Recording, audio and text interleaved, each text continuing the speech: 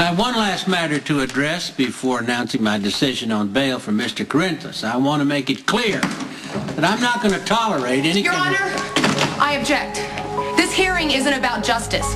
This is about my husband, Jasper Jacks, getting revenge against my ex-husband, Sonny Corinthos. Ms. Davis, this woman is not an attorney. She has no standing before this court. How can you object? I guarantee you, sir, that what I have to say is vital to these proceedings.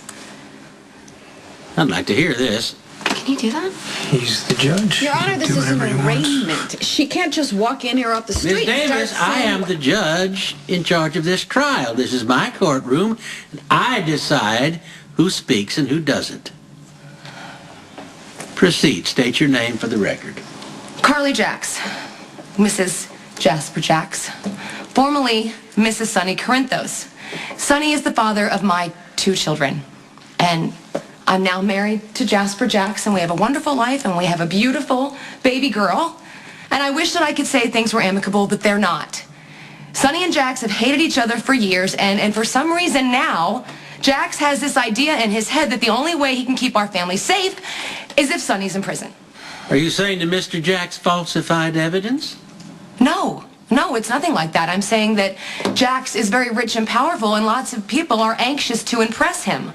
If you're suggesting that I might be swayed by your husband's wealth, power, or status, I can assure you I am not. No, I'm not talking about you. I am talking about a lot of other people, starting with the Your police all Honor, the way if I to... may interject, Mrs. Jack's statement has nothing whatsoever to do with the proceedings. No, you may not interject. However, I agree with the prosecutor. Thank you, Mrs. Jacks, for your obviously heartfelt statement, but the matter at hand is whether or not Mr. Corinthus should be out on bail. Before I announce my decision, I would like to hear from Mr. Corinthus himself.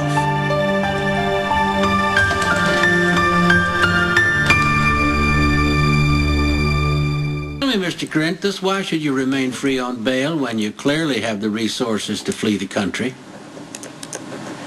Well, Your Honor, I would be a flight risk if my life was about money and buying things, but it's not. My kids mean everything to me. And I try to be a good father, and I'll continue to try because my kids are what make my life worth living. I would never leave them. I help raise 2 of my boys, and I'm very proud of them. And I got a daughter who I wish I had spent more time in her life, but I think that's going to change. She's a beautiful little girl, smart, and her mother's done a great job at raising her. I want to spend time with all my children, and that includes Officer Falconer, who I just recently found out that he's my son. I don't want to run away. I just want to clear my name so I can spend time with my family. Before I announce my ruling on Mr. Corinthus' bail, I must address the matter of Mrs. Jack's courtroom theatrics. The fact that I allowed you to speak is not to be construed as tacit approval for your conduct. As for co-counsel for the defense, using this courtroom to work out your personal business will not be tolerated. Get your act together before trial or one of you goes. Now, Ms. Walsh has argued quite compellingly that Mr. Corinthus' resources make him a flight risk. That said, Mr. Corinthus has done nothing to violate the terms of his existing bail, and it would be prejudicial to lock him up without cause. Michael Corinthus, Jr., you will remain free on bail. Trial is set for 2 weeks from today. Court is dismissed.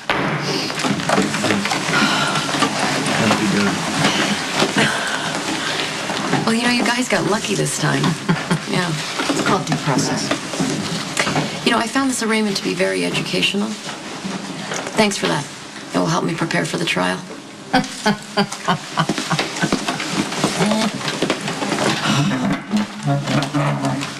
Boy, that's a relief, huh? Yeah. I don't want you to worry about anything. Everything is going to be okay. It's going to be okay.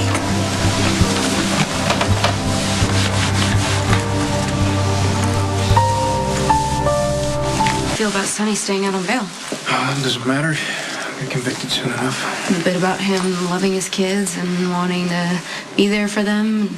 Yeah, you know, that part doesn't resonate with me so much after he shot me point blank in the chest. Oh, this is Kate. I have to take this. I'll be right back. Dante.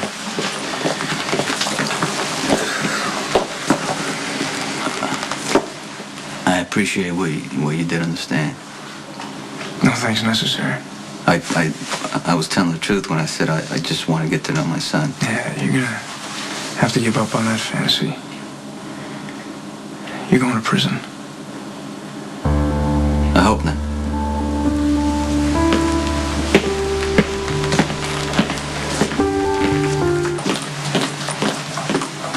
Hey.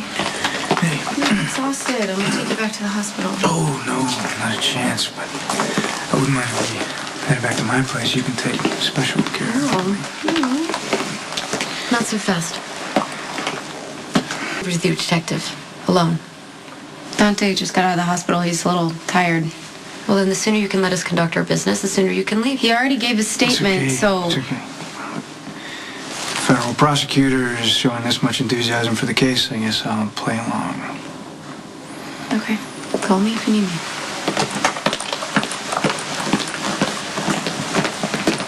She's in there. Who? Federal prosecutor. Oh. Well, maybe she's trying to figure out why Dante perjured himself to cover for Sonny. And if he's planning to do the same thing at the trial.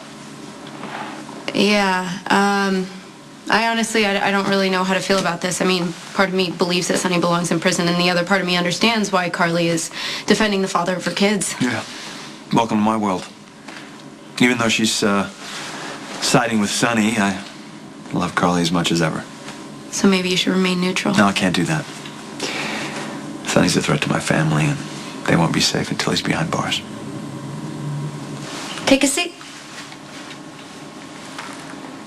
You want to cross-examine me? I need to know if I can trust you.